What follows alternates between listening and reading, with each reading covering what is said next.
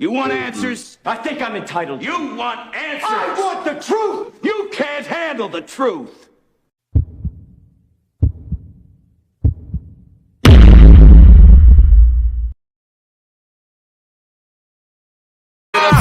Perfections, ooh, Sin City, Montana, Coke Boys, ooh, we run the city, homie tryna keep up, ooh, they going broke, I'll finish your career, ooh, get a rope, Warning, warning, warning, warning. Dope money, ooh, That Montega, in the spot, getting guap, ooh, that's hard labor. in the club, popping bottles, Yeah, we blowing that sour. handful of real niggas, Rest of these niggas cowards. how you want it, How you want it? hands gun or the knife, Soon as your man see the barrel, he gon' run for his life, bullets flying. bullets flying. Yep. Hold on, Barry. I'm gonna say something here. Thank you. What's up, fuckers? Hey, hello YouTube. Hello McChow. Hello Red Pill. Now this is a first of a special double feature. Right now we're just dealing with strict to the manosphere.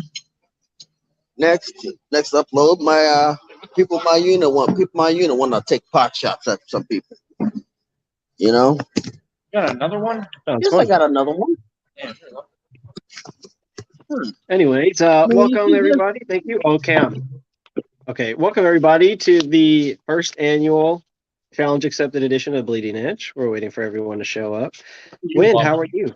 We're not watching them in the live stream. I know you're in the live stream. How are you doing though? What's up, Keep the Red Pill. What's up? I'm gonna Got go some back. Billy to make it yet? All right. What's up? We got some Billy to go. Didn't make it yet? We're waiting for him. He's coming. I'm here. We're live now. Okay. That was a topic about a topic while we were waiting for him to show up. Yeah. So we were talking on the phone about. Okay, good. We're talking on the phone about just the way that people buy the media, like buy the shit on that the media spoon feeds them. That'd be a nice topic to talk about. Yeah, okay. Like one thing because we talked like last week we talked about global warming. I think that was the 1 week before.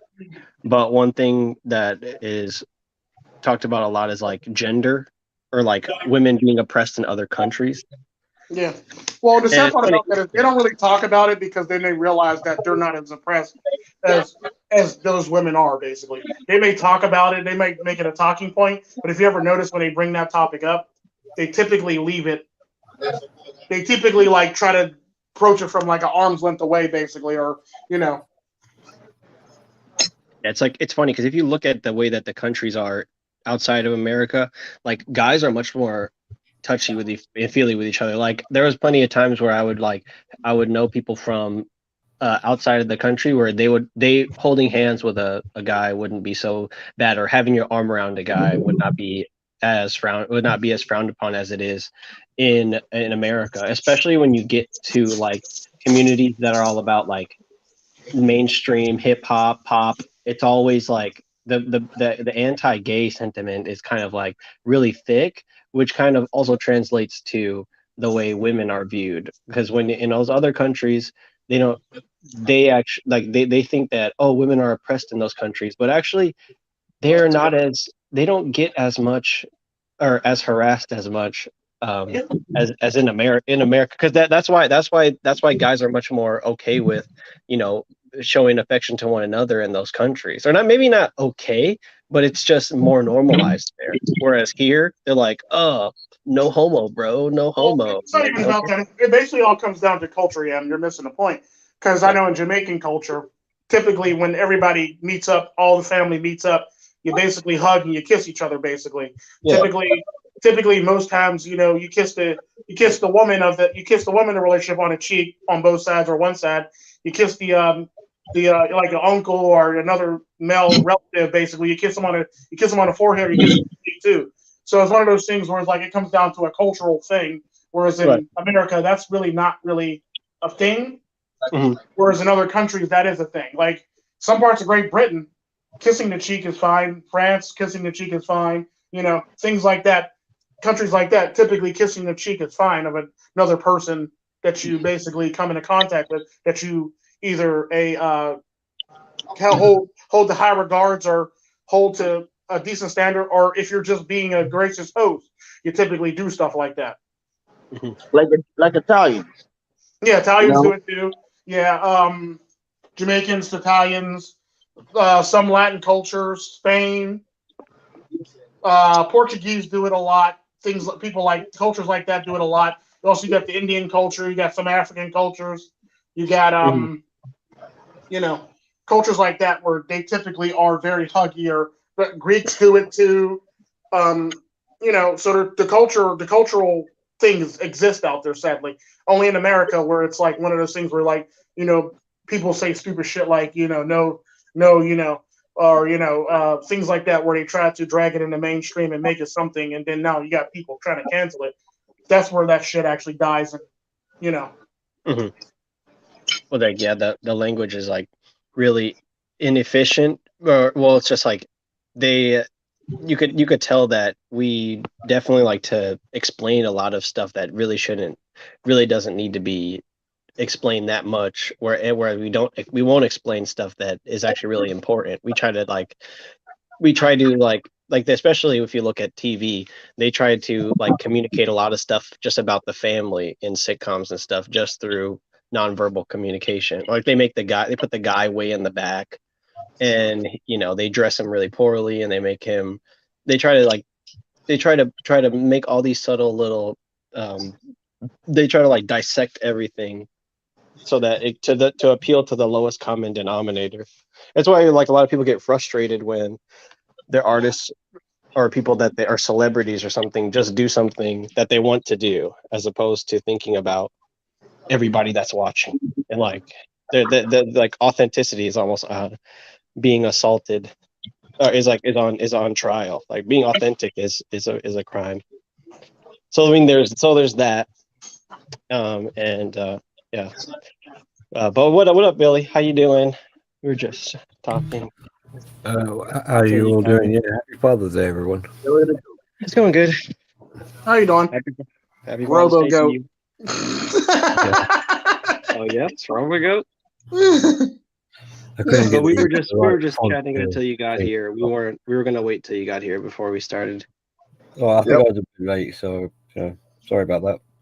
I figured it's totally fine. It's totally cool. But yeah. So I got a few notes here, but yeah. Things are going pretty good. Was enjoying this Topo Chico hard seltzer, which was good when it was cold. It's a little bit warmer now. But yeah, so this episode is going to be all about content creators, and so if you're not ready to hear fire flames flicking out of our mouths about content creators, then click away. No, just kidding, stay. But yeah, we got a lineup here that I put in the description of people we might be talking about. Your names. We basically just have to talk about the actual podcast, basically. Right. Right. Yeah, that's what I was gonna do. I just kind of like got some quotes and did, and we're gonna kind of respectfully go over these talking points one at a time and kind of just dissect them and see what is going on. Try to figure out what is going on and maybe help people to understand like a little bit more about the red pill and about the thing that's traveling alongside the red pill, which doesn't want to be called the red pill, and is also mischaracterizing the red pill as the black pill. I sent out invites to people, so they should be showing up too. And whenever they get here, we'll let them have some time to speak on the panel too, since they'll be showing up in the middle. But yeah, so starting with, I guess, where should we start? Maybe let's just start with what I've been noticing lately. I just like this past week. There's been a resurgence of dating coaches and game aficionados that have resurfaced. Win, you want to take over? Yeah, I'll take over. Well, first things foremost, if you could, like, how? What do you mean that a game? This game right here. So, only game that I play is on a freaking console. What happened to what happened to just blunt freaking honesty? You know, like shit. Yeah. If a person who's a weeb who admits that he's a weeb can actually bang a chick and help while banging the chick, helping her child open up a juice box or hitting it from the back, you don't need no game. Oh, okay. Yeah, that's a good place to start, I guess. Yeah. So taking what you said, putting it in the context, it's kind of like they're trying to redefine what game is. For people that didn't know, and they try to sun young people by saying that this has been happening since the 80s, 70s, 60s. They try to put the idea of game, they try to put that in place of the red pill and MGTOW, and they try to get away from all those labels, and try to say, I'm just a man teaching another man how to pick up girls, how to play the game. So, No, you know what he that's what is? it is. What he is he's a hunter trying to tell another man how to fish. You know? Well, let's kind of go one point at a time. So the game is something that I'm sure everyone is familiar with, even if you're not coming at it from a gamer perspective. It's basically just like a set of rules that you basically can follow. That are some semi bendable that you use to navigate life, and to not just navigate life, but improve and to get better. So they're trying to, I guess, revive that, which is nothing wrong with trying to bring up something old to try to humanize it and try to make it better. But yeah, the way that they're doing it is very disingenuous, and it's full of flaws, and I would like to respectfully go in on those flaws and try not to be petty. Yeah. Let's start with the 1950s.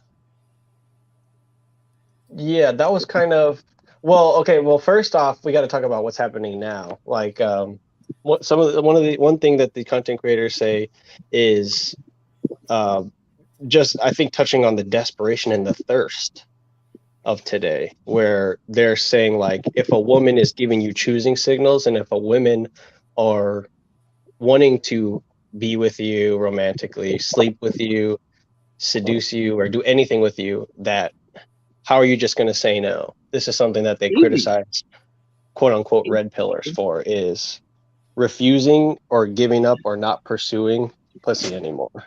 The thing is, it's easy. You first off, Tico has said it. Tico has said it time and time again. Is right now in this market, it's basically not even a buyer's market anymore when it comes to pussy. Basically, the stock is starting to plummet, and pussies flood the market basically. So what ends up happening is everybody and anybody can pretty much get pussy. It's all about what you're willing to actually take, or what you're willing to actually get. When it comes to men, basically, there's a lot of men willing to accept low standards, basically, or set the bar low just so they can jump the bar and basically get some. Then there's men that be like, well, I don't want that, and I want this, and they can't get it, and then they wonder why they can't get it, basically, because 9 times out of 10 you're kicking out of your coverage. When I say kicking out of your coverage, that means 9 times out of 10 the woman you're going after is way out of your league, or way above you in a weight class, basically. And this is typically where you run into a lot of men today. They want something that's better. Women also want the same damn thing too.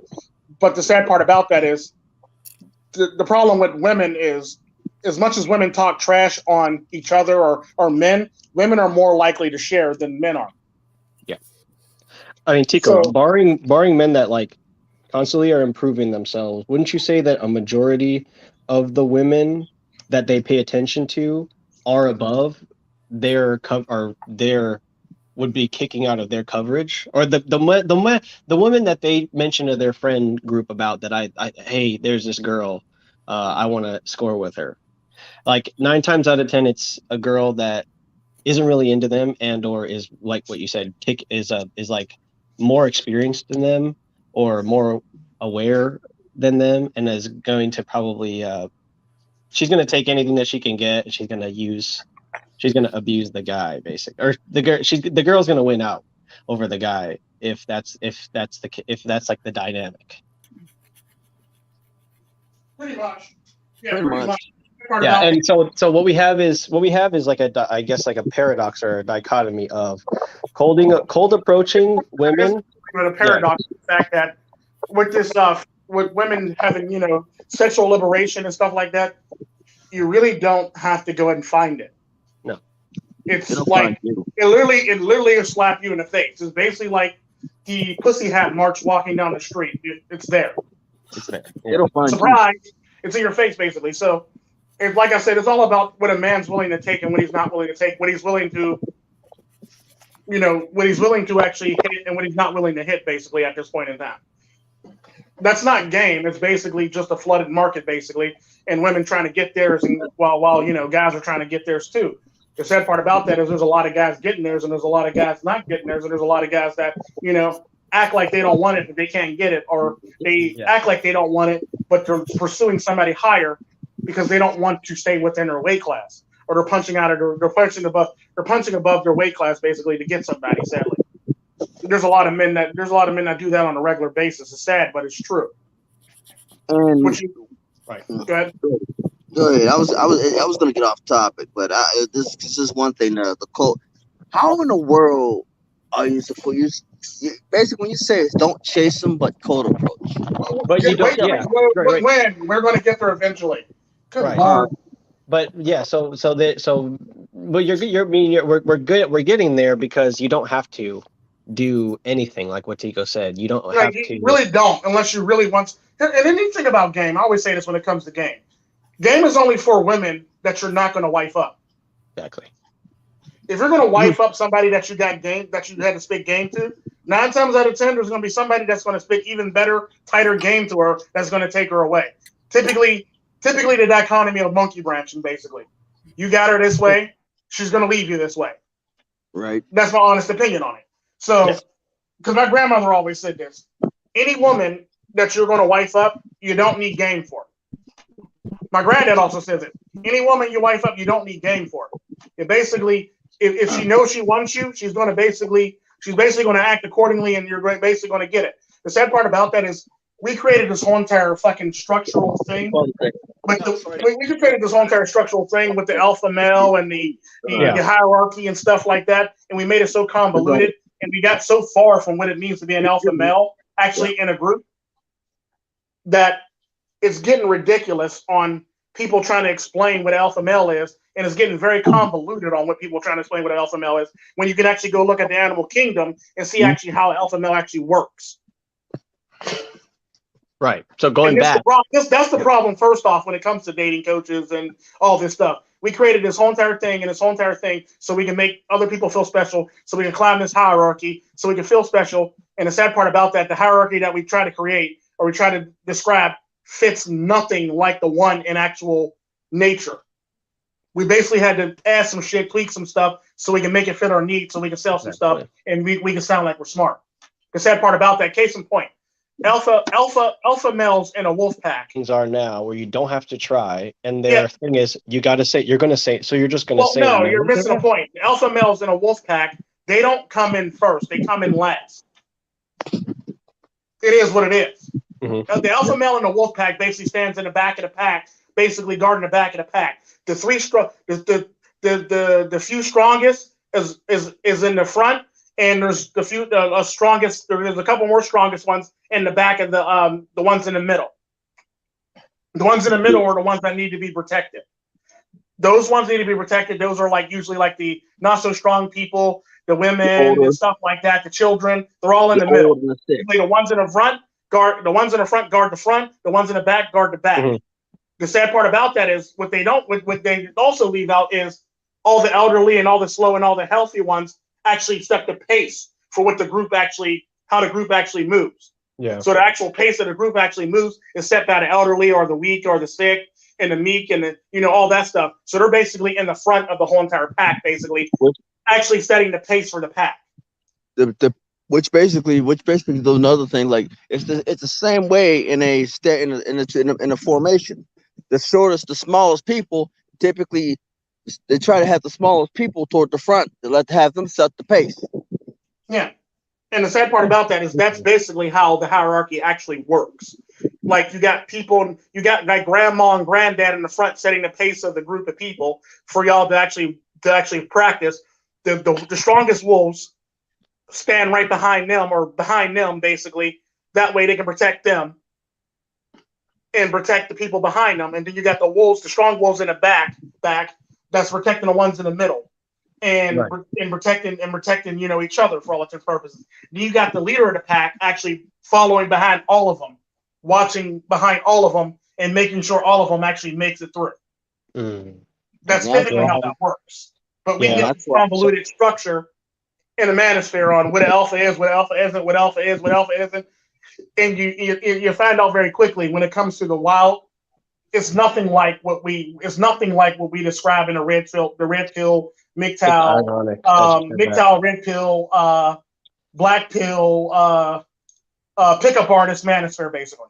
Yeah. Well, that's who they're talking to. I think in order to sell anything now regarding like dating, given the landscape you painted out, it's probably it would behoove manipulative like dating coach grifter to pick on the weakling, the weakest people, the people that are setting like you said, like setting the pace, and try to bully them into thinking about pussy in a different way than it actually is. And like what they want is at the end of the day, what they want is for you to download their program and pick up women using the ideas that they give you, which in a sense makes it easier for them to slide by. That means there's no new ideas, nothing new under the sun. But also it makes it so that it's a witty way of selling people an idea, which I heard this from one of the streams that says, "Don't listen to the message, become the message."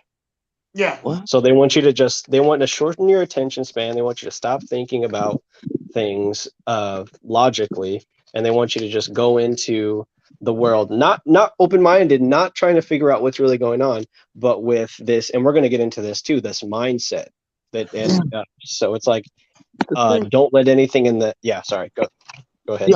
Basically what they're actually trying to say is the Bruce Lee thing: don't think, feel.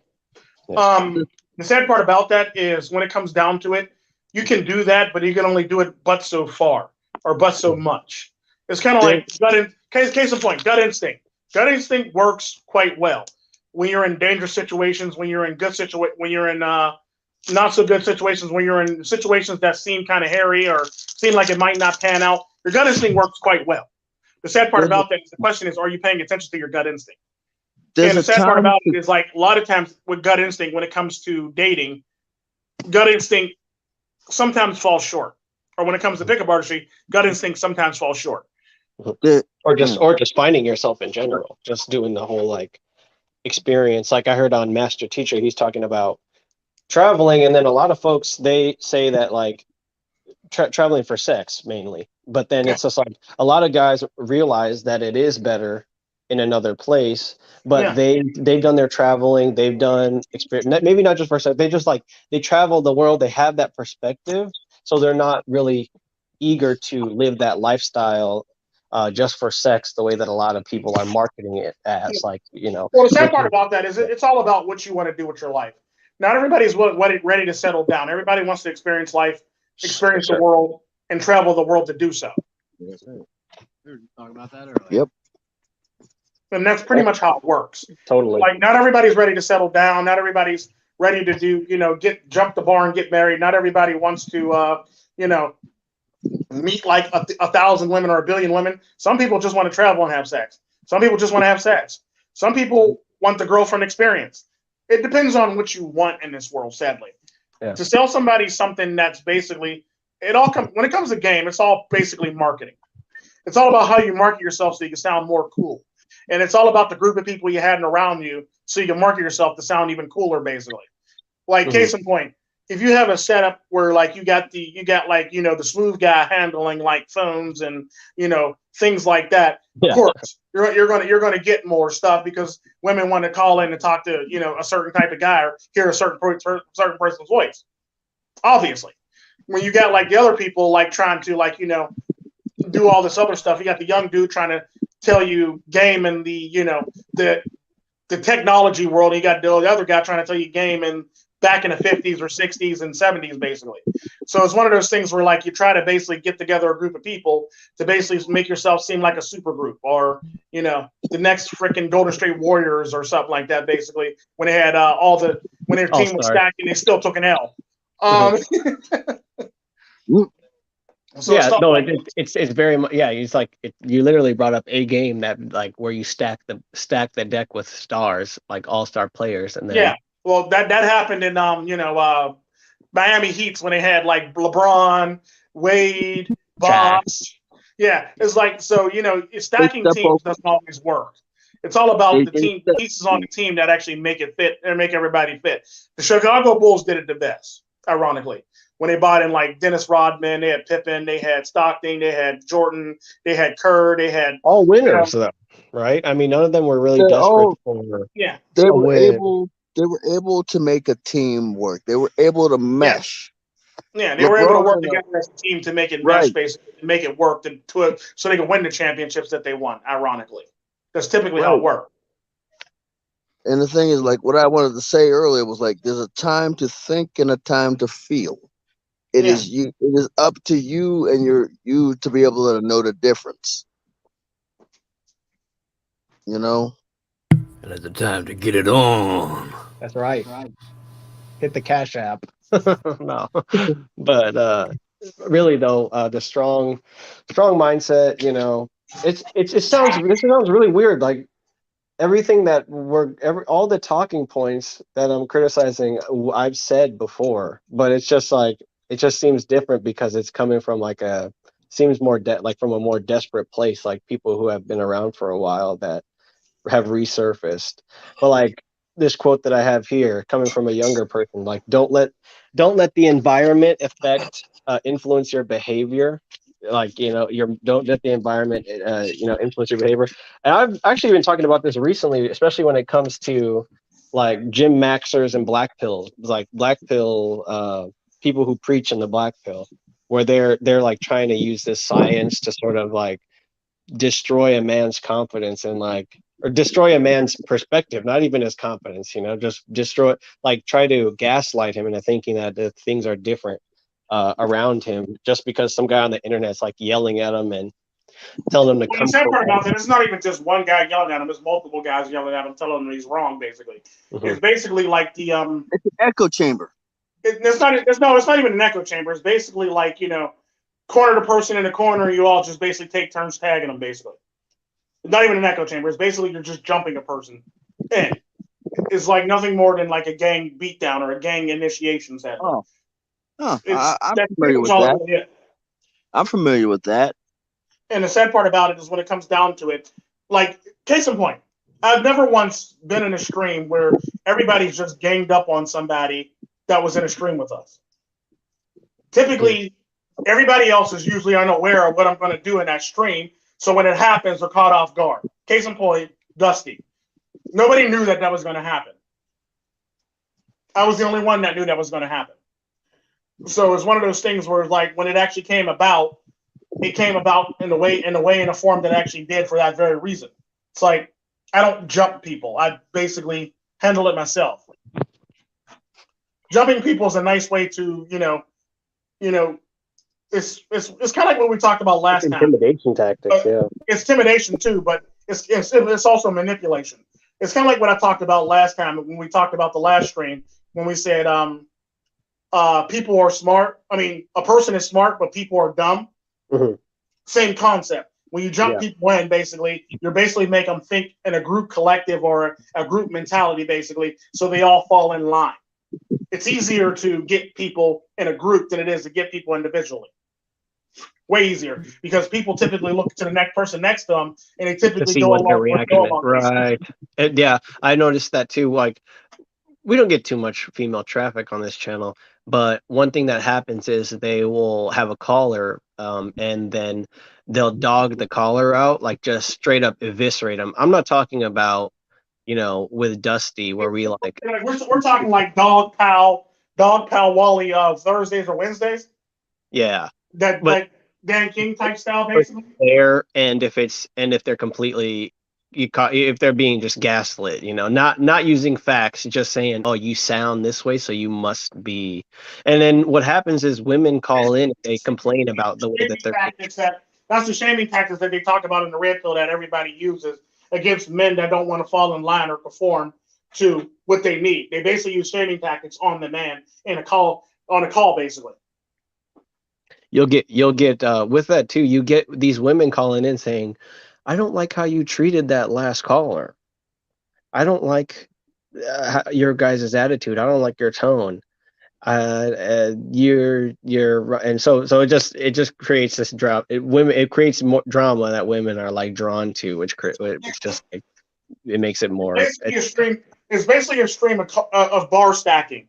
You get the guys, then some girls come. You bring some more girls, and some more guys come. Then some more girls come. Then some more guys come. Then some more girls come. Basically, you create the situation where you can have drama like the Fresh and Fit, and then when you create that drama or you get to the fever pitch, more people start watching and showing up because it's drama. It's more interesting than what's going on right now. And everybody loves drama, no matter who you are, man, woman, female, child, dog, cat, he, she, they, it, we. They all love drama, basically. Everybody loves drama.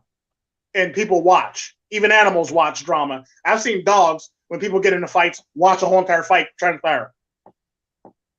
Mm-hmm.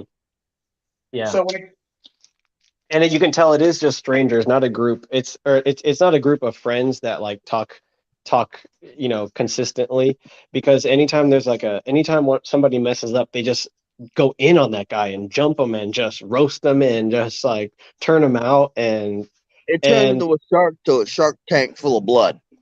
Yeah. The weakest shark loses.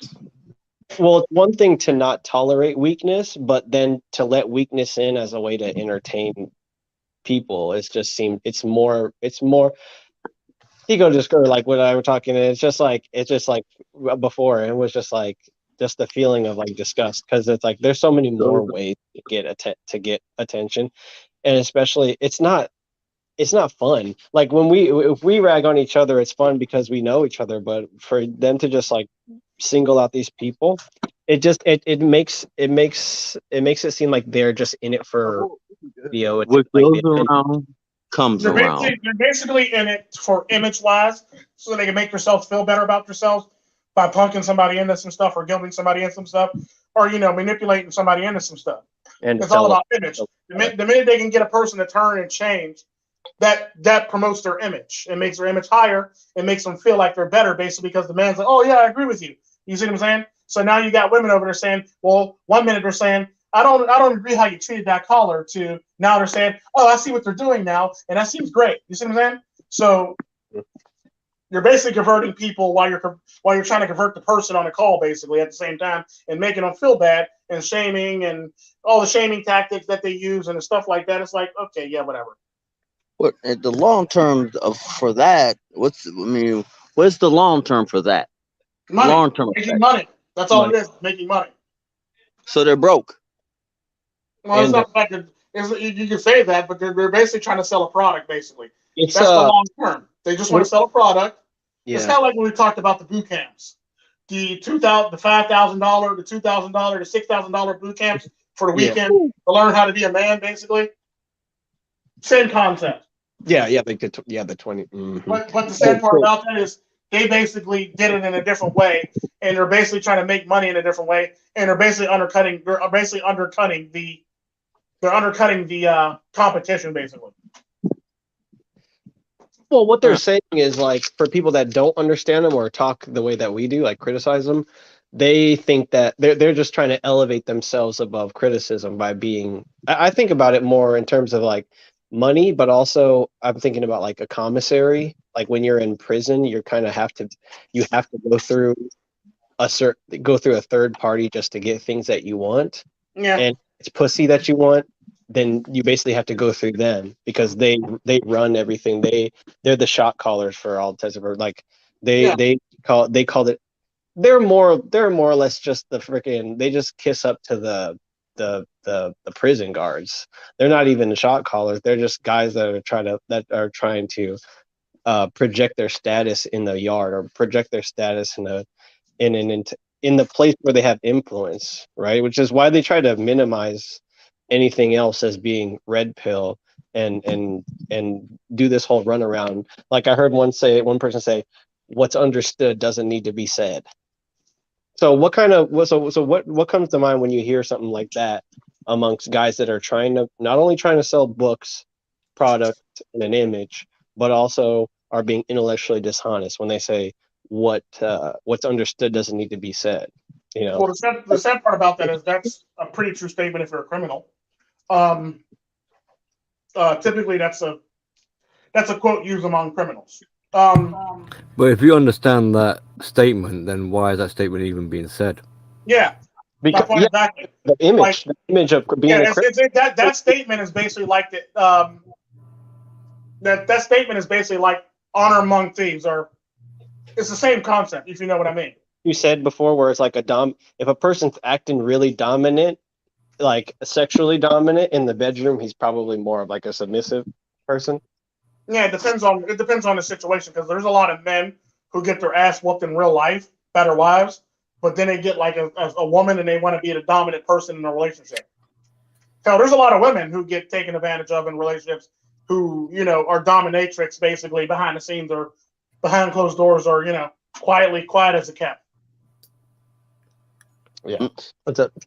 There's a lot of there's a lot of there's a lot of men that are like in high power positions, like CEOs, that are basically like, wearing Pampers and being burped and, being treated like babies and, getting her balls stepped on and her face stepped on and shit like that.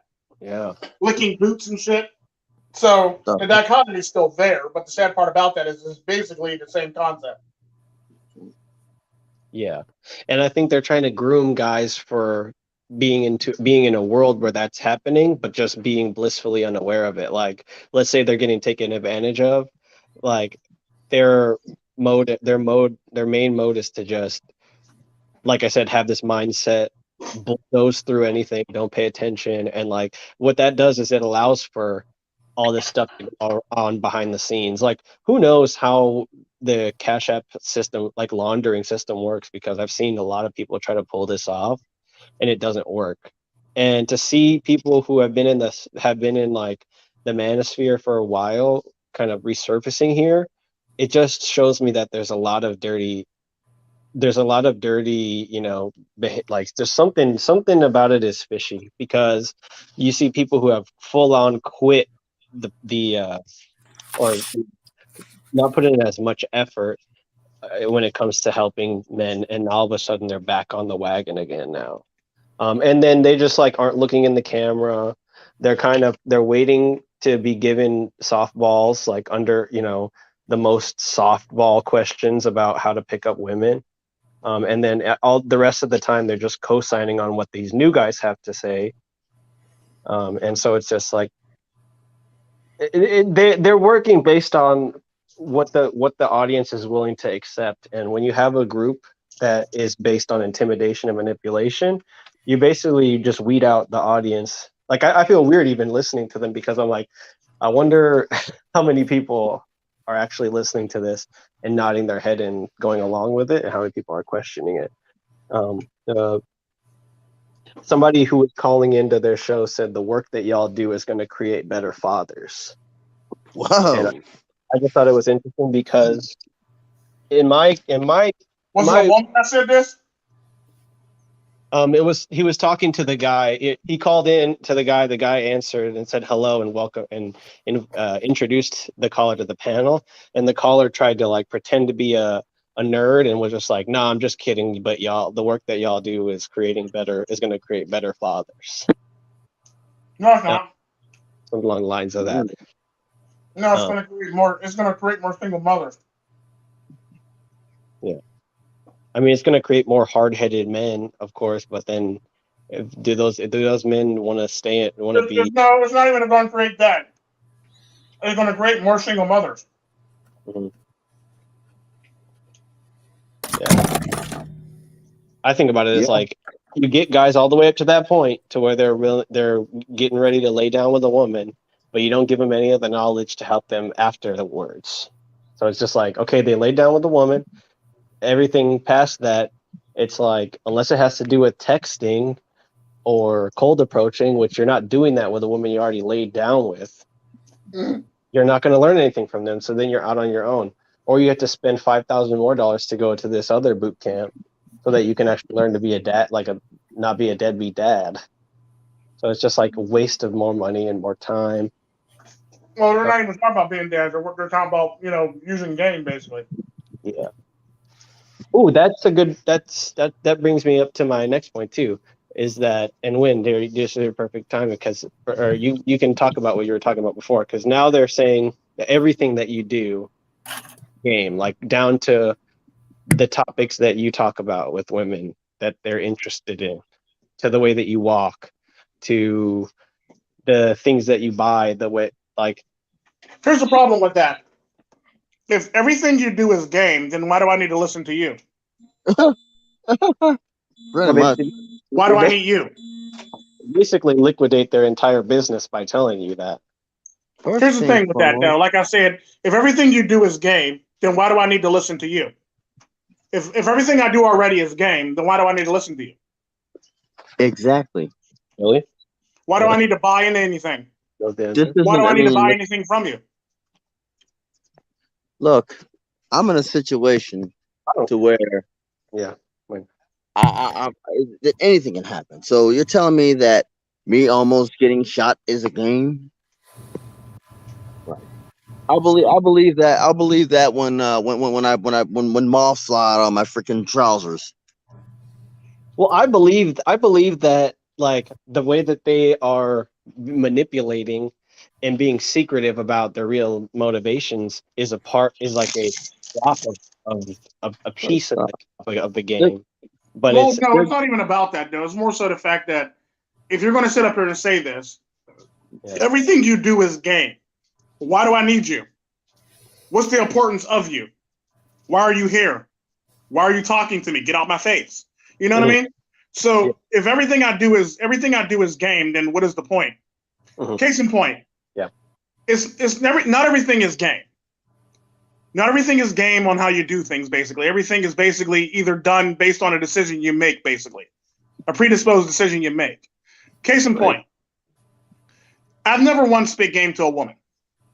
And if I do spit game to a woman, they're going to be friends because they're not wifey material. They're not anything that I need in my life because they make it more complicated and messy. People that you spit game to make your life messy. People you spit game to and have around make your life more complicated, make it more hard than it needs to be. And all this bullshit about, teach them or, train your woman. No. Because the sad part about that, training your woman and having a woman around that actually literally does the stuff for you without being asked is two totally different things. Right. Case in point, I met a woman a long time ago while blowing somebody's brains out.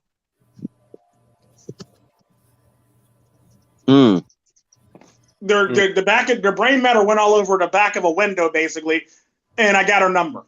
The trajectory of that bullet was game. Yeah, no, that's not game, basically. Basically, the brain matter went over the window and, somebody was thoroughly impressed, basically, obviously.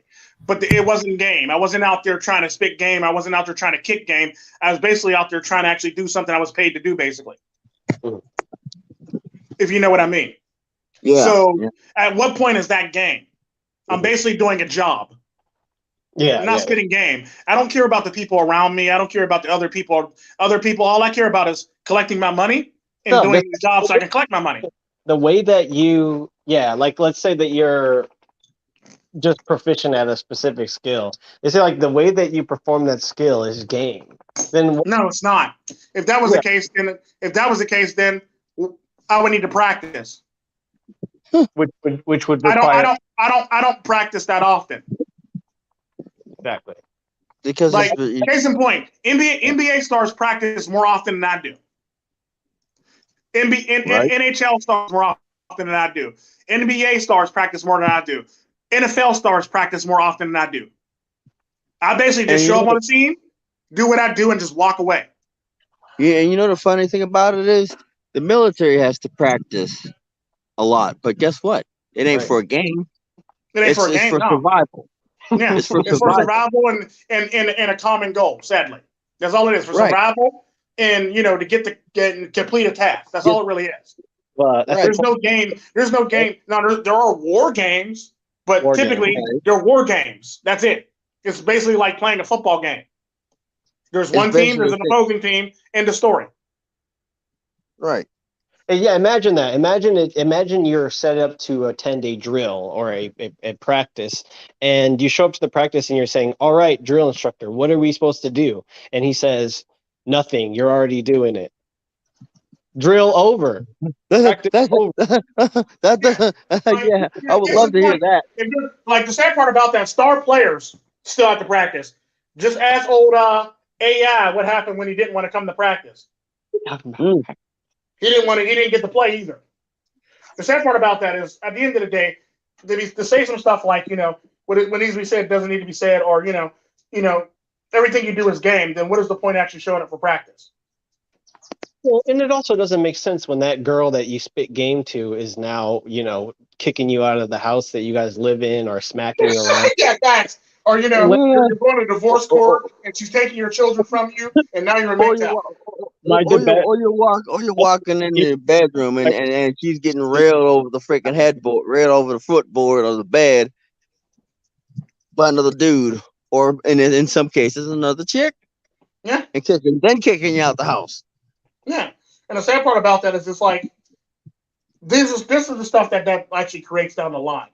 You won't create better fathers. You'll basically create men that More basically simple. like playing the field, basically, and they'll never be fathers. Because at the end of the day, like I said, game is not for an actual relationship. Game is for situationships or temporary ships, basically. It's Right. straight up hypocrisy because what they're doing is explaining a bunch of shit that doesn't apply directly to your life and doesn't need to be said. But when you try to come with which I haven't tried yet, and Wynn's probably excited to maybe the opportunity to because he's a goofball. But if you try to explain something to them, that's their retort is what's understood doesn't need to be said, or maybe they say it they But say the it like question is, do they understand it? Do they understand it? That sounds like an excuse that you pass on, that you don't understand what the heck happened then, or what's going on, or what it is. It's Is like you saying this conversation's above my grade. right? Like I'm like, say it's like that's exactly what it is. It's like saying, "Oh, if it's understood, then it doesn't need to be said. It may be understood to me. It might not be understood to you. It's definitely not going to be understood to the person way to piss across the street. You Well, know? and the neat thing about that quote, and the neat thing about the whole entire setup is, case in point, I have this quote that I say when I'm at the gym. Everybody's heard it before. When you're at the gym, you work out like God Himself is coming through. Fuck your mom, fuck your wife, fuck your girlfriend, fuck everybody. That's literally my mentality in the gym. None of that's game.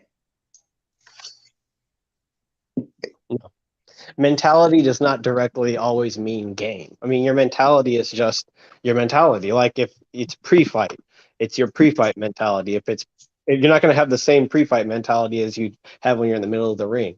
You're not going to, Right. and then you're also not going to have the same mentality in the ring and before the fight as you do after the fight because there's different It's a stages. series of on and off switches. You know? Yeah. And what they would have you believe is that you don't need any extra information in order to talk to women. You just kind of go in there with your mind, with your swagger, I guess. your mind. Right. Which I don't know, swagger's never gotten me that far in life. Look, Swag.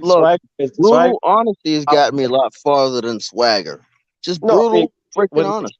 for example, if you walk in the gym with nothing but swagger, you're not really gonna have a good lift. You're probably pretty much just gonna be like paying too much attention to what everybody else is doing. they're gonna kick you out. They're more than likely to kick you out the gym because you're not doing nothing.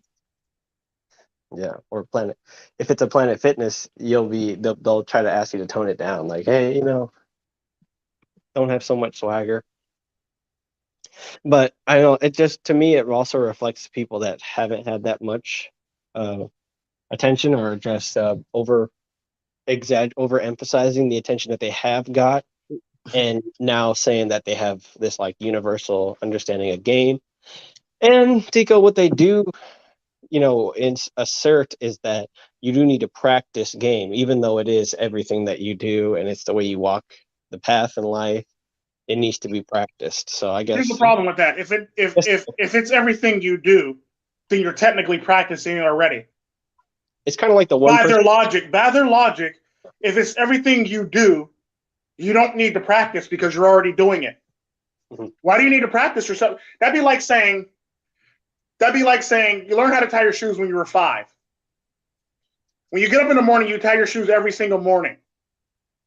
You need to practice tying your shoes every morning. Even though it's second nature to you, you still need to practice tying your shoes. That's this like sounds a lot like maintaining and that's just one example. Another example is, well, because you breathe, you need to practice breathing every day, so you can wake up every morning and you make sure you're breathing. Does that sound logically sane to you? No, it does not. It actually sounds pretty insane. Like you need to practice your breathing every day, despite the fact that your body does it for you automatically. Mm-hmm. You need to practice it every day, just so you can make sure you wake up every day breathing. So, okay. You see what I'm saying? Make that make sense to me. It's more like you have to practice. Matter of fact, we're going to go to Billy on this one. Billy, make that make sense to me. Well, I'm gonna try. Wait. Be more consciously aware of your breathing to try and calm yourself down. I'm talking about like you're already breathing. You're pretty much your body does it for you, but you need to practice breathing so you can make sure you wake up the next day breathing. Yeah. No, I get what you're saying. same like your heart beating, your stomach digesting. It's automatic, Yeah. All right, guys, welcome to the dojo of breathing. That's right. We're going to teach you guys how to breathe with a black belt. And we're going to do with a smooth voice. Yeah, it's like the one person that said getting viciously assaulted in prison and having to pay child support was worth it.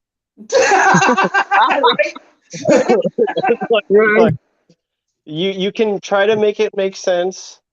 That guy.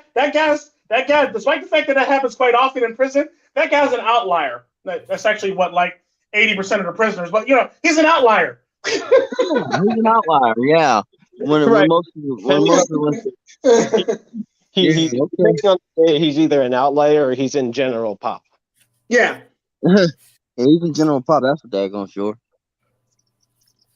So I think it boils down to a lot of people see that men don't really care about developing their game, which in a dating coach's mind is something that everybody else has. So maybe that says a lot about what a dating coach doesn't have. If they think they have to teach people how to refine it and use it, if they turn it into a whole entire thing. I mean, it's like a shoemaker that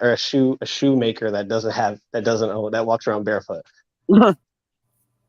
But so they see a lot of guys that walk around saying, just enjoying themselves and not really worried about getting women, and they're saying, so you're just going to say no? You're just going to give up? You're just going to do it? To me, it frustrates me because we are going through like inflation and an entire, campaign like in Eastern Europe, and there's this like all these talks of different diseases like venereal as well, and to think that it's just status quo, just like you were hitting on guys been hitting on girls since the 50s, the 60s, 70s, the 80s. It's like I'm not got to be chatting up a girl with a He-Man pickup line. Okay, I'm literally kind of trying to make my money last through this insane prices of things. What were you gonna say, Lynn? Well, I was getting ready to quote a He-Man quote a He-Man quote, but I forgot. I completely and utterly forgot it. It's been so long. But you like He-Man though? That's interesting. You didn't get the joke. Not really. Oh, okay. Okay, sorry, my bad. Yeah. Yeah. Another thing.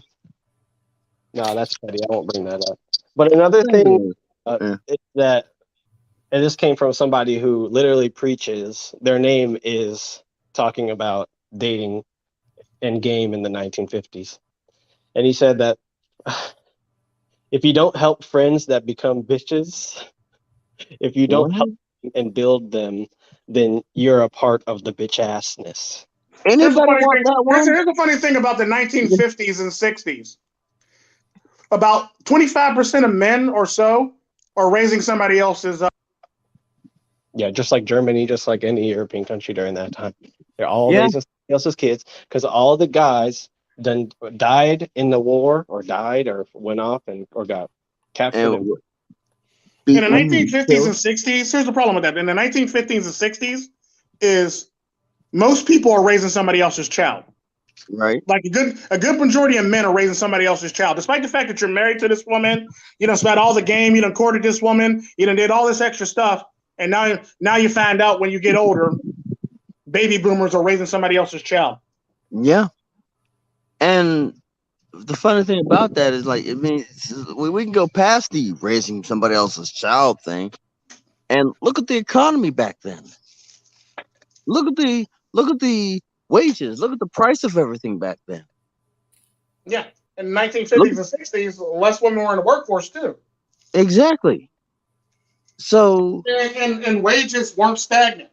And if you look, there were still some parts of the population to where the father chose the husband or the boyfriend for his daughter.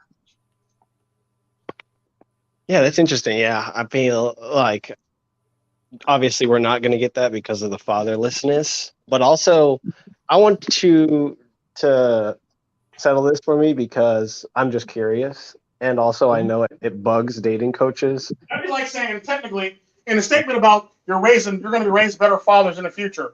That'd be like saying, well, technically, single mothers raise fathers in the future.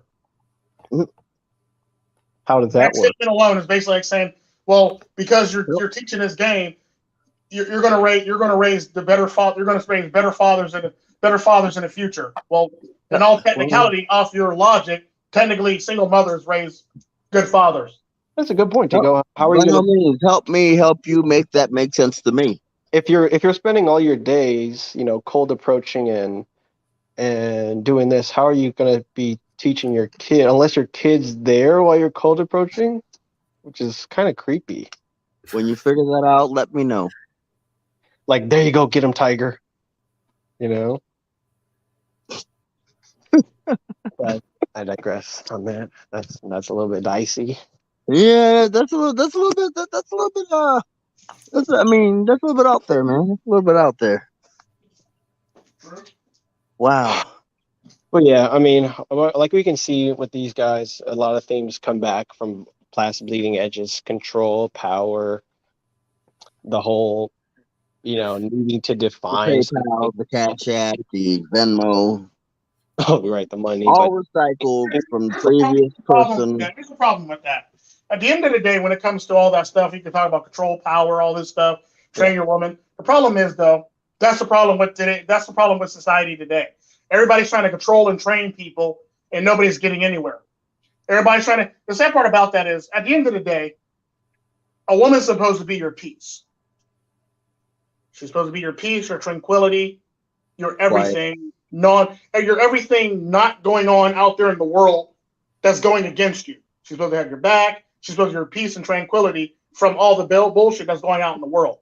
If she's not that, then she doesn't need to be in your corner. Right. If she's negative all the time, she doesn't need to be in your corner. If she's always spewing negativity, like the one video I put out, Negative Nancy, Negative Nancy and Karens. Yeah, they don't need to be in your corner. They don't need to be in your corner. They need to go. Right. If they're not, because the best quote is like I heard it from two people, and I heard it from my grandmother too. If you subtract sex from the relationship, if she's not your best friend, she needs to go. Yeah. The sad part about that, a lot of these relationships are nothing more than sex and lust and all this other stuff. There's really no friendship basis. There's no basis for anything to stand on for it to continue. This is why divorce is so damn high. This is why people get tired of people so fast. This is why, women change their mind in midstream saying that irreconcilable differences and shit like that. Because y'all never really met as friends. Now, typically I would say I'm not for friends when it comes to relationships, but at the end of the day, when you're done being a team, if you have children, when you're done being a team against the world, you got to be there for each other. The sad part about that, a lot of relationships lack that fine balance and that fine base to actually continue to be a relationship, sadly. Case in point, here's how relationships basically work. Me and Wind are so tight to the point, if somebody was to come and tell me, Wynn said this, that, and the other, and this, that, and the other, and this, that, and the other, and he's going to kill your family, and this, that, and the other, and this, that, and the other, I know Wind enough to know that Wynn's not going to do that shit. Anytime somebody can come in your house and wreck your household, or wreck your friendship, they were never your friend. Yeah. Anytime somebody can come in and destroy something and uproot you and make it so that it doesn't exist anymore, that person was never your friend. They were a fair weather friend. The same thing goes for relationships. That person was never your wife. It was somebody else's wife or somebody else's girlfriend. She's for the streets, basically. So the same thing goes with a negative woman. If a woman's always going to be negative, she says nothing positive, she can't enjoy any part of the moment in your relationship, and let's just say y'all go out. Y'all go out on a nice date. It's a beautiful date. It's a beautiful day. The weather's perfect. Everything's working perfectly in your favor, and everything's great. Instead of enjoying the fact that everything is great, she starts bringing up negative stuff like, well, that girl over there is I don't like how she's looking at you, and that bitch needs to get beat up. If she's bringing up negative stuff or always trying to make the whole entire mood negative, she's not for you. Yeah. She's not for you at all. She's basically for somebody else, and she needs to not be around you, basically. If you're trying to build a happy home and a healthy relationship and a healthy situation, if the person's always negative, that's not going to work. If the person complains about life and their shortcomings and never sees the bigger picture, or doesn't even see you as an equal partner, they don't need to be with you. Pretty much. Case in point, if you're in a relationship with a girl, you've been in a relationship with a girl for a while, and you basically love her to the point where you're willing to help her when she's down, but she doesn't accept your help, or she says you shouldn't have to do that, you're not a team. You're basically just a person along for the ride. You're not even a team. You're not even a part of a team. You're not a team at all. You're not even coexisting. You're basically a rat in her world and her little mind. It's that simple. The same thing goes for vice versa. If a man doesn't want to, if you're in a relationship and a man doesn't want to help, but you're in a serious relationship, committed relationship, and you're married, and a man doesn't want to do anything around the house, like pay any bills, and you got to figure out how to pay all these bills, but your husband's bringing all the money, and he's not giving you any money for bills, that's not your husband. Same thing goes for women. If she's never home and she's never taking care of the kids and she's never doing any of this stuff, she's not your wife, nor is she the mother of your children. She's too busy mothering other people. Yeah. And other people. And you said about negativity is really true.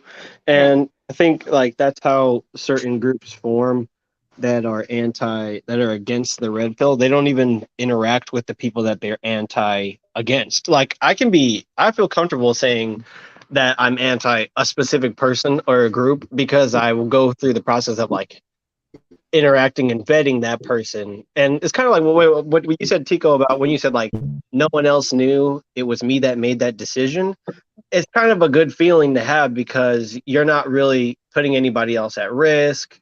You're not going off of just false information. You're not really trying to muddy the waters and manipulate other people. You're really just going in, and if you get hit, it is what it is. And then like you basically can.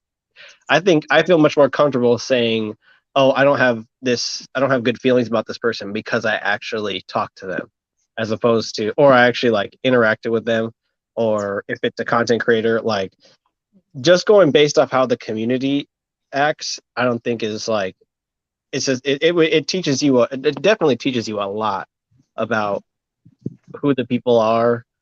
There's like definitely like a correlation between the people that listen and the people that talk. But it's not really necessarily like a direct correlation, like they're not one to one. But there's like a very fine line between understanding your audience and then just full on believing that your audience understands everything that you're saying. I think that's where the whole phrase where it's like what's understood doesn't need to be said comes, because they're trying to weed out ignorant people, but I don't think that really does the job efficiently. Like just trying to have this mafioso attitude and stuff that's inauthentic. I think they try to either draw people in with that or try to intimidate people, but to me it just seems cringy. I think a lot of people probably feel the same way. Especially it's like seeing somebody like who's bad at who just doesn't accept who they are, trying to like stunt and trying to put on a false image. Yeah. Just like, what up, JR? Thanks for commenting in the box, man. Appreciate you coming by. But yeah. So yeah, that's these dating coaches. I'm surprised we didn't say anything by name. But yeah, so they want us to shorten our attention span in order to get women. And then this game thing, the more, because these are like 8-hour streams. And there's anything about that, and I just thought of this angle too now. If you're too busy focused on getting women, then at what point are you actually getting money? Mm-hmm. At what point are you pursuing your goals? Well, they're not. Well, none of his viewers are getting money. Or women your goal, basically.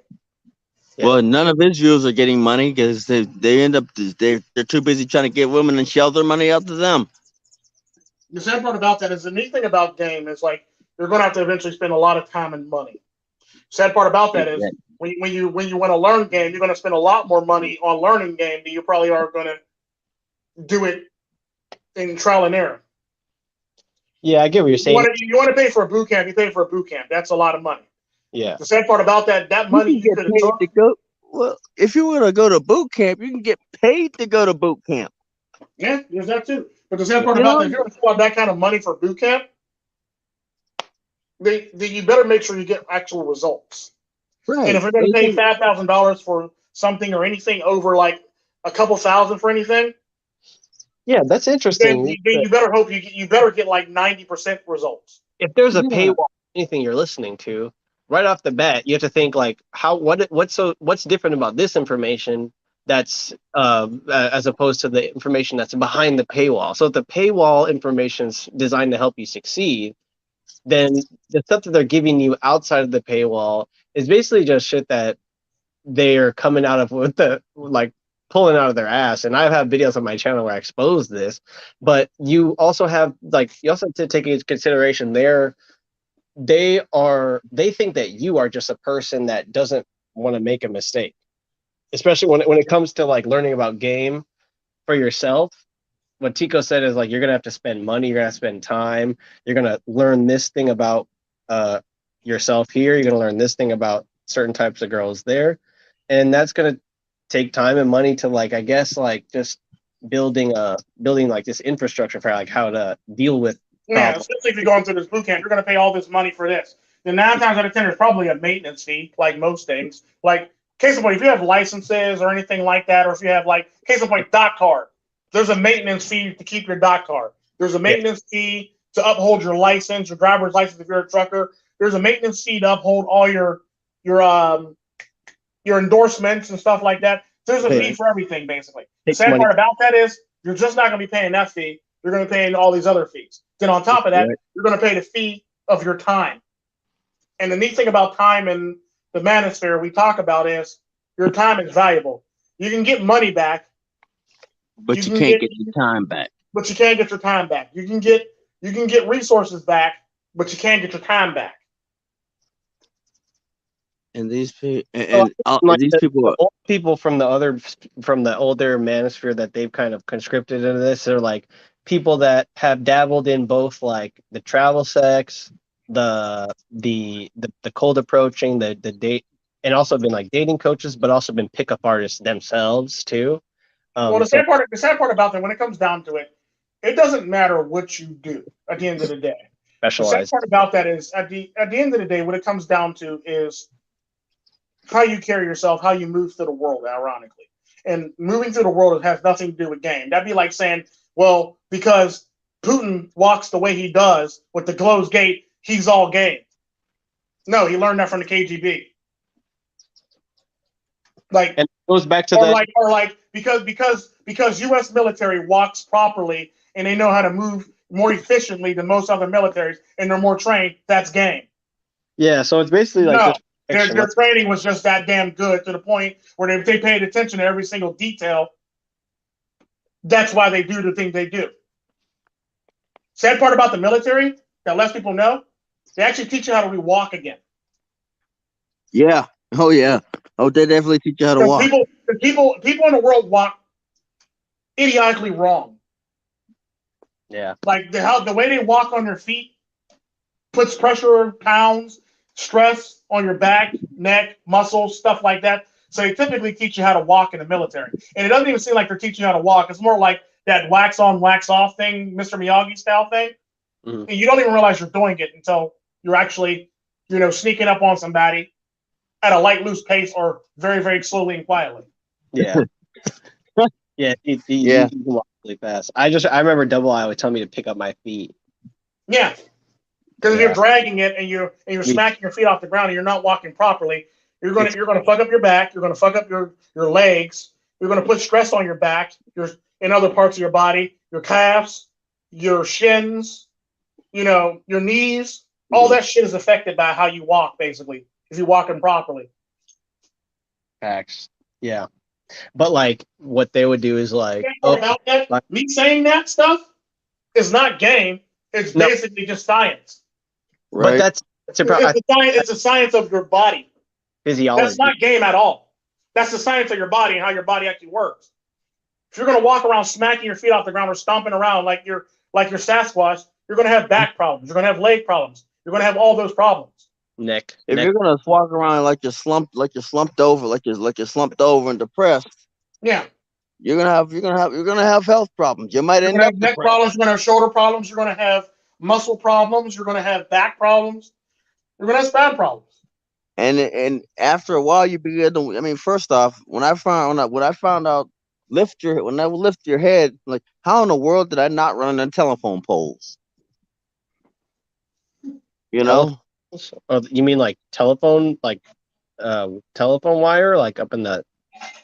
The telephone pole, the poles in the ground, how some people look to the ground when they're walking and not looking forward when you walk. Yeah. There's times though that I just like if I'm focused on something like ice for work. Sometimes I just like weave in and out of people, but that's not. I definitely wouldn't be like, oh yeah, don't pay attention to what's in front of you. Or like when you're driving or when you're backing up or something, always most people just use the camera, like the rear camera, but it's just like you kind of sometimes have to turn your neck to look the other way or to look behind you. That's how people used to do it, but everybody just relies on this camera and this technology, and it's not like, yeah, you can see behind you, but it's not like you get a full scope of you're not going to be able to see what's coming from your right or left, like coming from the driver's side if you're backing up using the camera. Right. And so it's just like a lot. Yeah. I mean, and if you live in this world, like if you relate that to dating, if like all you see when it comes to dating is game, if you interpret everything that everyone does as game, then you're probably going to get blindsided at some point because you're not paying attention to like just the sheer ubiquitous like and multifaceted like layers of game, how people have different that practice game differently, and it's not all the same, like not the way that people Look, walk, the way people talk or something, it's different, and it still gets them like That doesn't make it game. That just makes it that person's essence. It makes it that who that person is. you A lot can't of put times, a lot of times, a lot of people go against who they are or go against their essence to basically try to do something like learn this game, basically. When in fact, if you keep within your essence and you keep within who you are as a human being and stop trying to pretend to be something else or trying to be somebody else, you typically get what you get more process done and it's more efficient, basically. Case in point, case in point. I'd never spec game to a girl at all. I'm not saying game is bad. I always tell you game is good for anything. Game is good at getting you out of a ticket. Game is good at getting you a promotion. Game is good at getting you the job. Game is good at getting you, the extra free add-on at the hotel or the casino or the restaurant, all this other stuff. It's good at getting you stuff and getting you out of stuff. It's good at getting you a better judgment in court. It's good at, making the defense work in your favor or having the defense, settle on something, basically. It's good at everything when you can actually use game to actually manipulate people to do things. I say that all the time. The sad part about that is everybody's game is different. How everybody approaches game is totally different. It doesn't make it the same. It makes it unique within that same person. Learning how to do something like everybody else is like basically worshiping a false prophet. That'd be like if you're a Christian and you got the ox idol in front of you or something like that, or you got the gold idol in front of you, basically. It's like, no. You're not being true to yourself. You're not being true to who you are and your religion and your essence. You can't put a square peg. You can't put a square peg in a round hole. It's basically what I say. You can only fake it but so long before somebody calls you out. You can only fake it but so long before somebody literally calls you out and you end up not making it. Do people make it? Yeah, they make it. You can only hold the frame but for so long before someone kicks in the door and knocks your house down. Yeah. You can hold all the frame you want to, but when SWATs watch you, you act like you're screaming like a little girl, like, ah, ah, ah. It's like, yeah, well, that frame really wasn't that tight. It's funny how people talk about maintaining frame, but when they deal with the cops, they start slumping their shoulders and looking all submissive. Mm-hmm. See what I'm saying? Yeah. Or you want to maintain your frame, but when your supervisor's digging in that ass, you want to be submissive. Yeah. Make that make sense. Well, learning about the game is tough, man. I mean, learning the game, especially most people, you learn on the receiving. You're always on the receiving end of somebody who won the game. That's how you learn about the game, basically. Like, I lost. The question is, did they really win the game, though? That's a good question to ask. Somebody should ask that question. Or do you interpret them as them winning the game? Yeah, I guess it's just like, yeah, I think most people think that they lose or they take an L when it really isn't that intense, like especially when it comes to rejection. And like everybody thinks that they lost because they couldn't get with a girl, and that's what makes them take these. Yeah, that typically ends up being the black pill community. Yeah, well, it's like the black pill the black pill thinks that you can't maintain the image no matter what, and the dating coaches think that you can maintain the image for as long as you want. Well, the sad part about that, you can't. It's kind of like what I say about getting older. Right now, I'm probably at the fastest I'll probably be in my life. I'm at the most fine-tuned. I'm at the most efficient, the most fastest, the most strongest point of my life right now. However, there's this thing about getting old. The older you get, you start losing some steps. You start losing certain things. Right. It's natural. It comes with the territory. You start getting a little bit slower. You start getting a little bit weaker. You start losing some. You start losing a lot of this stuff. Typically, what you want to do is keep technique around. Technique goes a long way. Right. Technique always goes a long way. The neat thing about technique when it comes down to it is you want to keep technique and you want to keep your wits about you.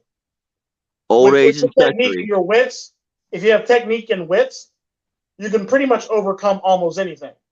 Right. And appear to be as strong and as fast, if not even stronger and even faster than what you really are. Old age and treachery. Triumph youth and stamina. Yeah. You basically want to maintain your cardio. You basically want to maintain your stamina. You basically want to maintain your mental fortitude. And you basically want to maintain technique and your wits about you. Right. Is that game? No, that's not game. That's basically you trying to maintain Adapting to life. Your body for the longest time, as long as you possibly can. It's to call you adapting to It's life. kind of like what they say about. It's kind of like what they talk about when they talk about anime characters. They're getting older now, and now they have to rely on other techniques because they're not as strong and they're not as limber or not as carefree as they used to be because shit hurts now. It's kind of like when I say I'm getting old. Stuff don't bend the way it's supposed to. Stuff don't heal the way it's supposed to. Things don't go the way I want it to go, sadly, anymore. Well, when you're younger, you have like this confidence that just comes from just like, but then as you get older, you get confidence from like experience and just not caring anymore. Do I need to buy you a cane?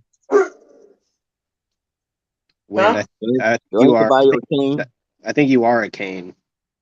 He can pretty much just use you.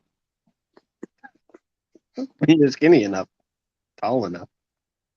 No, I'm not. I don't need a cane. I'm just saying in general, you got to basically be smart about who you are, basically, and what you are. Right. You're not going to always maintain the frame or maintain who you are. It's all about being smart about who you are. Yeah. Just say that I get a girl right now because I have long hair, and I wife her up. Then when I'm bald, then maybe she won't. What? She gonna leave you for a person with hair.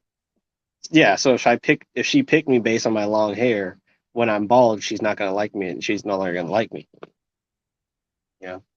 Oh, one thing that they say in the dating coach thing, sphere is like, and this is like we could debate this. It's like they say when a woman likes you, she'll like anything about you, be it your weight, your facial hair, your musk, your attitude, your asshole behavior.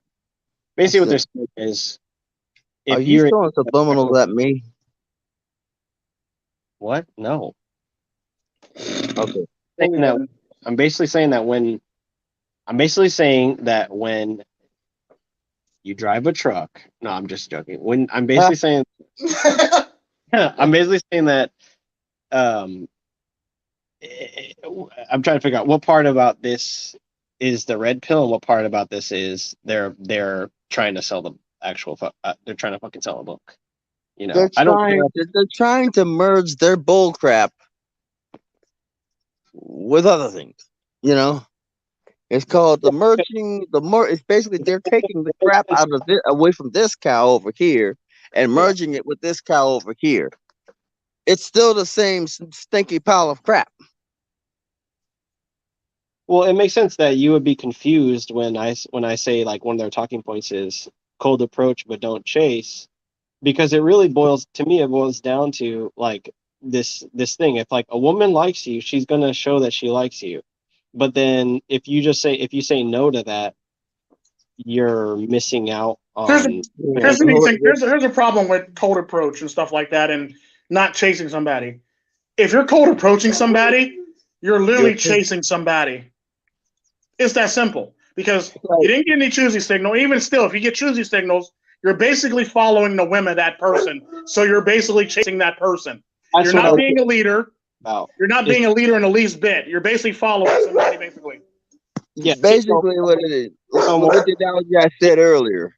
Don't chase the rabbit, just the cold approach it. What's going to happen? The rabbit's going to dart off. But choosing signals aren't necessarily a sign that a woman is ride or die and she likes everything about you, blah, blah, blah, blah, blah, this, that, and the other relationship type stuff. You basically just be Mr. Right Now. Yeah, Exactly. pretty much. Like, Basically, So right now, sometimes. just because a woman is shooting you shooting signals in the club at 3 a.m. doesn't mean that she's ready to like spend the rest of her life with you. Now, if she's a Latina and you got good D the first night, it might be she might have those feelings. She might get those feelings like, I don't know, maybe I might have to have a man now. I'm gonna let you have that, Tico. I'm not. I'm not touching that one. If you've I'm got not a touching that one. woman, if you've got Oh a no no no woman no no no. who is, I who is I've pissed with enough Latina. You you're already all over it. You're already all over it. I pissed with enough. I pissed off enough Latina. You know, if you've got a I, woman that is, and I've gotten close. And I got close to pissing off a Latina again. Luckily, it was a misunderstanding, and I was desperate for an analogy, and I couldn't think of one at the time. Sadly, that almost got me hemmed up pretty badly. Yeah, but I mean, basically just know your environment. It's the only you have to know your environment. You can't just walk into a building with a mentality thinking I'm gonna find this girl and this is how it's gonna happen, because you're gonna be disappointed all the time. I mean, basically dating coaches is just they try to boil down the red pill without disappointing you and without telling you that it's gonna be hard, it's gonna be tough. They just expect you to act tough and act hard. It And sounds to And me like think about it's when it okay. comes to the red pill, and them trying to say red pillars are the ones that don't want you to focus on this, that, and the other. If you look at the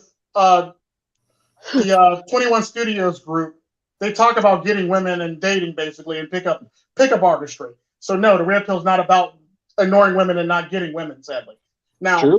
now that might be a talking point for MGTOW, but it's not a talking point for red pill. Red pill pretty much are more. Red pillars are basically, I would say in a nutshell, red pillars are more optimistic MGTOWs, whereas MGTOWs are more pessimistic about relationships in life. I mean, they're optimistic about growing a business and stuff like that, but they're more pessimistic when it comes to relationships. Whereas red pillars are optimistic. They almost have this ignorance and this optimistic view on being able to achieve everything and anything and getting everything in your goals and everything in your desires, basically. So most times, a lot of red pillars who skew this stuff have this this unicorns and rainbows fantasy on all this stuff. So no, red pillar is not about ignoring women and forget women this, forget women that. Sadly, like they make it out to be. The sad part about that is the red pill was started based. The red pill basis, one of the many red pill pillars, were started by pickup artists. Then psychologists came in and basically laid the groundwork for human evolution and psychology, basically, that went into the stuff. And then more people added more stuff to it, and people added some more stuff to it, and it basically became what it was today. Yeah. Here's another problem with this: the red pill PUA, and this idea of my battery. My battery is almost smoked. If you find a woman that likes every bit about you, then she's a kind of keeper or whatever.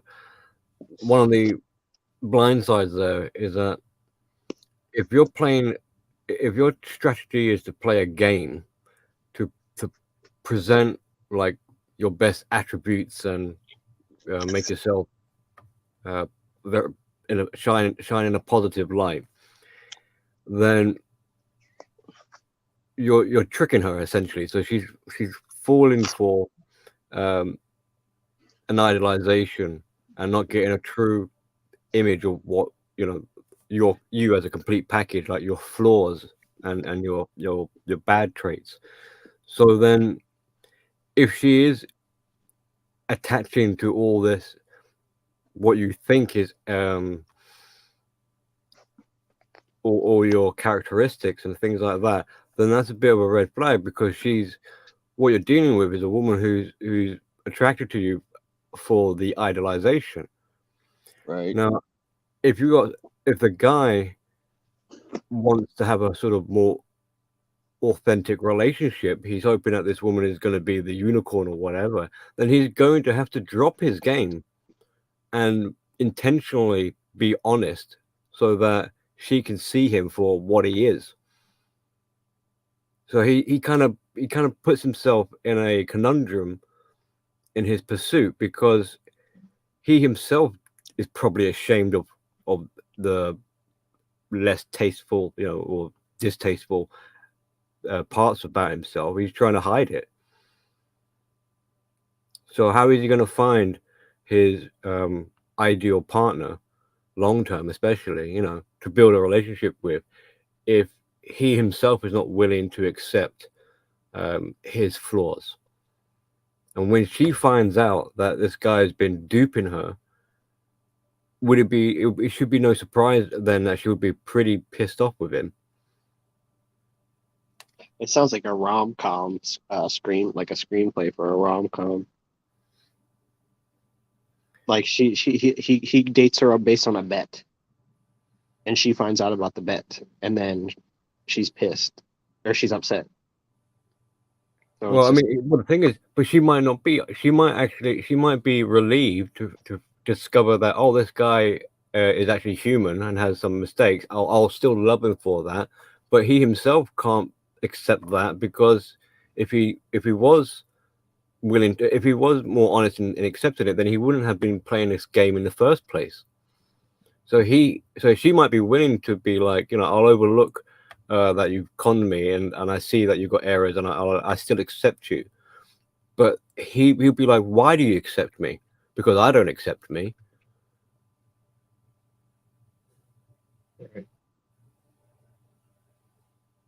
So this game idea is kind of counterintuitive. And you could also argue, like Tico was saying earlier, like basically the best sort of game you could ever really play is being your authentic self, because that has the genuine aspect, it has the integrity, it has the dignity, it has the humbleness, and it's pretty much like the minimal effort, really, because you're not having to pretend or put the effort in and trying to be something different or something that you're not, and you're just doing it more naturally. It's like I'm a natural star athlete or whatever, and I've got natural talent. It's not I don't have to put a game face on and then later on put on a cum face when I yeah. But don't get the two mixed up, otherwise you might freak her out. And I've never mixed those up. Yeah, you go on a date and you're already like, yeah. If you say, somebody says get your head in the game, and you think cum, that's not good. yeah. So I kind of agree, and that's that fantasy that you play in your head, I guess, it makes sense if it happens once and then it's happily ever after. But dating coaches, they set you up. If you don't pay for them to bring you behind the paywall and tell you that it all is meaningless, they set you up to just constantly go through that. Yeah. Well, that remark you made earlier about that they may say to someone, like there are women who will love you for everything, and it was more like to try to get guys who are on the fence about investing in the product to basically hop on a board. Like if a girl is if once a girl realizes that she likes you, then she's going to look past all the things that you see as flaws. She'll actually like. Well, it's creating a kind of false hope, unicorn idea, false promise. Keep a guy like hopium, give him incentive, sort of like tantalize him, and more eager, and be like, yes, I wish I met a woman like that. And it's too forced. If this stuff is going to happen, it's going to happen, and it's going to be unexpected. Right. Like why would you need to practice? Right. If why would you need to prepare for that moment if it's an unconditional experience? Why would you need to prepare for you're creating a kind of, not only are you creating a fictional character, but you're also creating a kind of fictional landscape or situation where you're gonna bump into this so-called princess. So it's kind of like we're in magic world. This is magical thinking. It's like when they look at guys and they interpret everything they do as game, then they're going to look at women who give them even just a slight bit of, choosing signals for lack of a better word, they're gonna be like, oh, this woman must like me for all of my qualities. She Or doesn't maybe even. she's the one. Yeah, I mean, they start doing leaps in logic and be like, "Oh, she said yes, you'll meet me for a date, and she said she likes my cologne or whatever." Oh, and you can see how they're like, right? I guess it's ticking the boxes, and they're gonna want to wish it was so. And because of that desire, if there were red flags being displayed, they will be overlooked because the guy is so hell bent on like, no, I need her to be my mermaid that I've been imagining all this time. And that's the Then, problem with a lot of women and a lot of guys now. They have this imaginary thing of what a woman should be, sadly, or what they will think a woman should be, or they'll say, "Well, I want a woman that's a bad bitch, and she does all this stuff," and they get into one relationship with a woman that's a bad bitch, and they want out. Basically, yeah, it's yeah, like yeah. it's things like that blows my mind. It's like because pop culture teaches you this stuff, that don't make it so you actually want this stuff. There's a lot of Right. people that want a woman that is domineering until they get a woman that's domineering. And it's like, oh, no, that's not for me. Yeah, and then they have the audacity to be kind of like dumbfounded afterwards, like they were the ones being conned. I've been duped. Like I wanted a crazy chick, I got a crazy chick, and somehow I got tricked in all of this. It's like, yeah, it's kind of like what a lot of the red pill coaches say or something like that when they say don't stick your dick in crazy. There's a reasoning for that. Yeah. I kind of like, let's say that okay, no, that's not good. Never mind. I was gonna say, let's say you like had a crush on a celebrity and then you met them in real life and then they just were nothing like you thought. Yeah, I've met a lot of celebrities that way, and not no. Like it's basically the same concept when it comes to women and holding women in high regards or holding men to high regards. You're basically going to run into a guy that's basically going to disappoint you. Everybody's going to disappoint somebody at any given time, sadly. Nobody's 100% the greatest thing in the whole entire world. You're always going to be disappointed by somebody. Just like you'll never love somebody 100%. Somebody's always going to be tired of. Even Tico, even if like what Billy said, like if you just drop the game and you just come authentic with who you are, you're still going to. Well, yeah, you can come authentic with where you are. The sad part about that is, even still, at the end of the day, nobody's going to love you 100% for your defects. Some of your defects are going to bother that person to no end. And the sad part about that, they may say it doesn't bother them, but we all know when you're in a relationship and you're in an argument, one of those things are going to come up and it's going to be thrown back in your face. That's almost like another sort of separate. Understood doesn't need to be said. Brings up there, but it connects in that concept of disappointment, because I don't think society now can handle disappointment, not just with relationships, but the general concept of disappointment. I don't think society can handle that very well anymore. No, society definitely can't handle disappointment. It's sad, but it's true. Because disappointment leads into like, this is going to be like sound like Yoda, but disappointment goes to sort of contempt, goes to disdain, goes to disgust. And so if you can't handle disappointment, then it won't be long before you become disgusted by your partner. Yeah. Or the sad part about that is even disappointment within yourself.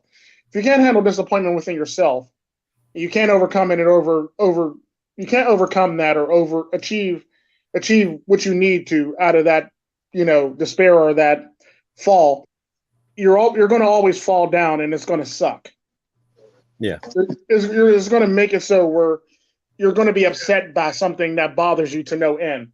You're going to always be hard on yourself. You're always going to down yourself. You're always going to talk bad about yourself or put yourself in certain predicaments that you don't even need to be in. And all you need to do is just get yourself out of the rut that you're in. Sadly. Yeah, and you can see how that could actually like propel someone to then decide, well, to counter my low self-esteem and my inner shame, therefore I need to have game.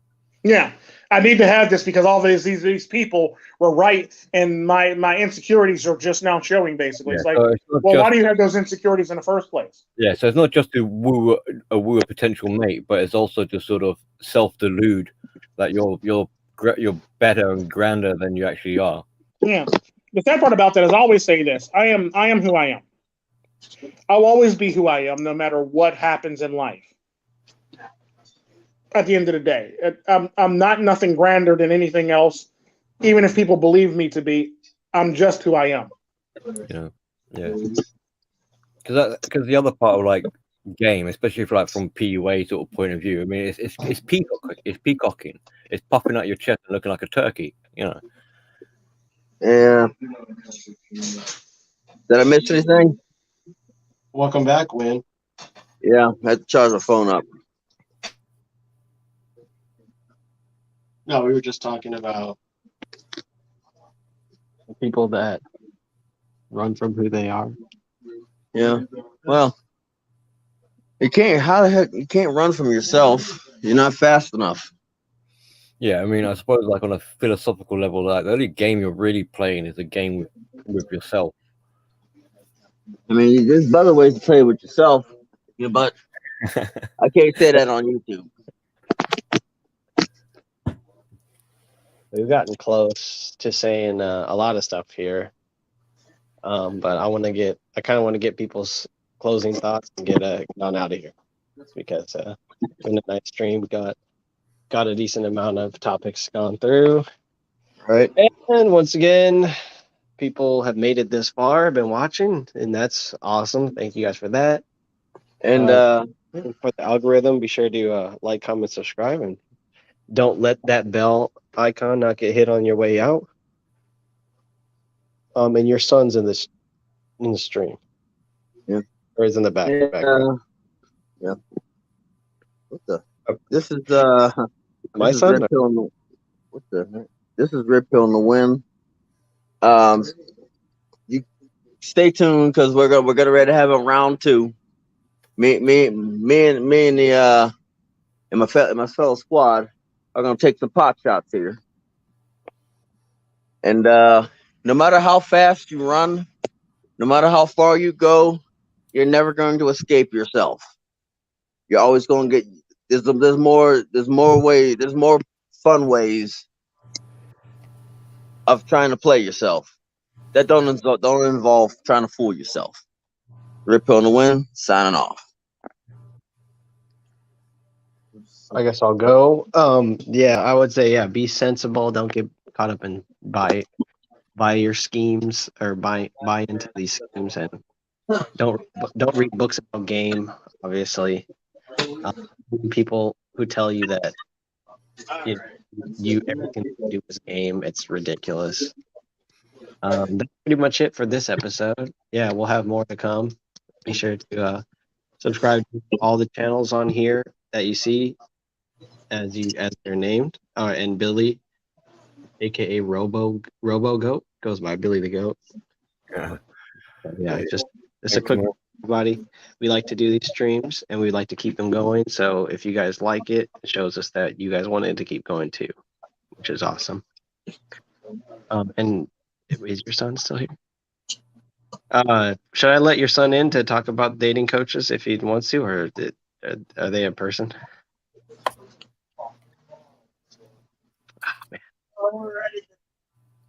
Your son, I really want to let you in, but I have a bad feeling about you. Who, me? Unless you, no, yeah, sorry, no, you can't come in. I'm sorry. If you're somebody that I know, it's not obvious, so I can't let you in. I'm sorry. All right. What the heck is going on here? What's the whole? Hey, Sparter, we're just ending, man. Huh? Daddy! Hi, Daddy! I love you, Daddy! Happy Father's Day! Daddy, happy Father's Day, Daddy! Daddy, I love you! Happy Father's Day, Daddy! I love you! I love you, Daddy!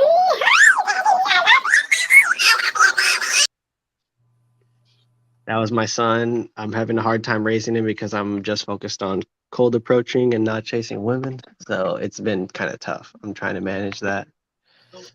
Get some Ritalin. Yeah, but that's my son. Thank you for the happy Father's Day, son. I appreciate you. That reminds me, I got to call my dad too. But yeah, you guys take care. Have a happy Father's Day. Be good to yourselves. Treat yourself like milk. Do not before yourself.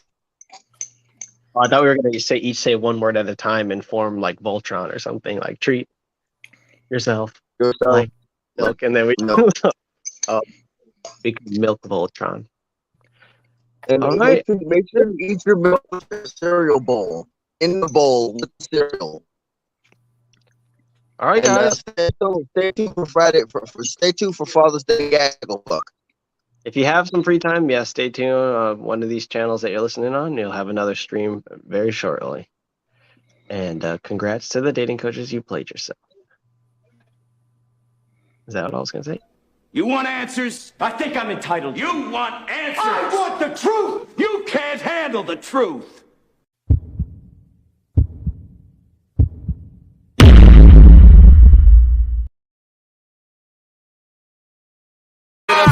Perfections, ooh, Sin City, Montana, Coke boys, ooh, we run the city, homie tryna keep up, ooh, they going broke, I'll finish your career, ooh, get a rope, Warning, warning, warning, warning. Dope money, ooh, That Montega in the spot, getting guap, ooh, that's hard labor. in the club, popping bottles, Yeah, we blowing that sour. handful of real niggas, Rest of these niggas cowards. how you want it, How you want it? hands gun or the knife, Soon as your man see the barrel, he gon' run for his life, bullets flying. bullets flying. All right.